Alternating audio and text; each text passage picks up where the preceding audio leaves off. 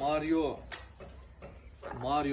Ассалаумағалейкум. Ардақты ағайындар, құрметті Арашан, Хисар сүйетін қауым.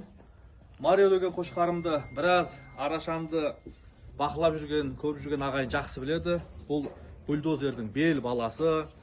Қазіргі хит параметрлер дейді ғой. Бойының ұзындығы, құлағының ұзындығы, басының ақшылдығы, тұмсығының дөңдігі, белінің ұзындығы бәрі келіскен қошқар. Жасы 2-де.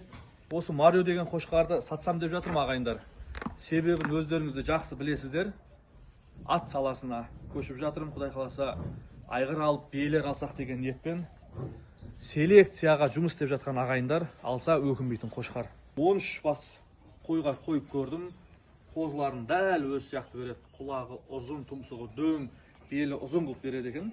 Қазір енді құлағының ұзындығын, бойының биіктігін бәрін өлшеп бір көрсетіп қоямыз. Болады ғой, Арашан, мықты Арашан алғым келіп жатыр. Осы қошқар саласына кіріп, немесе қошқар саласында жүрген мамандар шаруашылығымды тазартсам екен, асылдандырсам екен, мен селекцияға өтіп жатырмын деген ағайындар үшін мынау қошқарым таптырмайтын қошқар. Білесіздер, қозы кезінен баққанмын бұны. Бульдозерді білесіздер, Али Баба бауырымыздың қошқары, кезінде $100,000 берілмеген қошқар. Одан кейін бульдозердің линиясы қазір хит болып жатыр.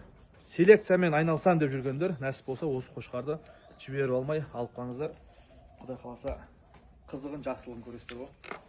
Мынау нөмірге хабарласыңыздар, бағасын осы Ақтөре деген інім айтады.